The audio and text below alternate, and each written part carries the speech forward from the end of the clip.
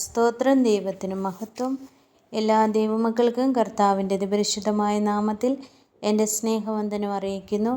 ഇന്ന് ഞാൻ വായിക്കാൻ പോകുന്നത് സങ്കീർത്തനം 105 എല്ലാവരും ശ്രദ്ധയോടെ കേൾക്കുക, അനുഗ്രഹം പ്രാപിക്കുക. യഹോവയ്ക്ക് സ്തോത്രം ചെയ്യുവിൻ, തൻ നാമത്തെ വിളിച്ചപേക്ഷിപ്പിൻ. അവൻ്റെ പ്രവൃത്തികളെ ജാതികളുടെ ഇടയിൽ അറിയിപ്പിൻ. അവന് പാടുവിൻ, അവന് കീർത്തനം പാടുവിൻ. അവൻ്റെ സകല അത്ഭുതങ്ങളെയും കുറിച്ച് സംസാരിപ്പിൻ. അവൻ്റെ വിശുദ്ധ നാമത്തിൽ പ്രശംസിപ്പിൻ. യഹോവയെ അന്വേഷിക്കുന്നവരുടെ ഹൃദയം സന്തോഷിക്കട്ടെ.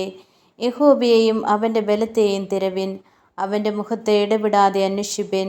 അവൻ്റെ ദാസനായ അബ്രഹാമിൻ്റെ സന്തതിയും അവൻ തിരഞ്ഞെടുത്ത യാക്കോബിൻ മക്കളുമായുള്ളവരെ, അവൻ ചെയ്ത അത്ഭുതങ്ങളും അവൻ്റെ അടയാളങ്ങളും അവൻ്റെ വായുടെ ന്യായവിധികളും ഓർത്തുകൊള്ളുവിൻ.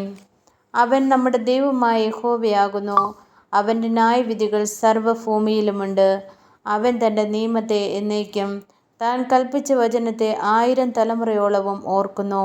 അവൻ അബ്രഹാമിനോട് ചെയ്ത നിയമവും ഇസഹാക്കിനോട് ചെയ്ത സത്യവും തന്നെ. അതിന് അവൻ യാക്കോബിന് ഒരു ചട്ടമായും ഇസ്രായേലിന് ഒരു നിത്യനിയമമായി നിയമിച്ചു.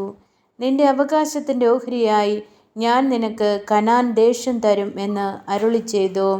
അവർ അന്ന് എണ്ണത്തിൽ കുറഞ്ഞവരും ആൾ ചുരുങ്ങിയവരും അവിടെ പരദേശികളുമായിരുന്നു. അവർ ഒരു ജാതിയെ വിട്ട് മറ്റൊരു ജാതിയുടെ അടുക്കലേക്കും ഒരു രാജ്യത്തെ വിട്ട് മറ്റൊരു ജനത്തിൻ്റെ അടുക്കലേക്കും പോകും. അവരെ പീഡിപ്പിപ്പാൻ അവൻ ആരെയും സമ്മതിച്ചില്ല. ആമേൻ. ഹല്ലേലൂയ. സ്തോത്രം. ദൈവത്തിന് മഹത്വം. ഹല്ലേലൂയ. എൻ്റെ ദൈവമോ, നിങ്ങളുടെ ബുദ്ധിമുട്ടൊക്കെ മഹത്വത്തോടെ തന്നെ ധനത്തിനൊത്തവണ്ണം ക്രിസ്തുവേശുവിൽ പൂർണ്ണമായി തീർത്തു തരും. ആമേൻ, ആമേൻ, ആമേൻ, ആമേൻ.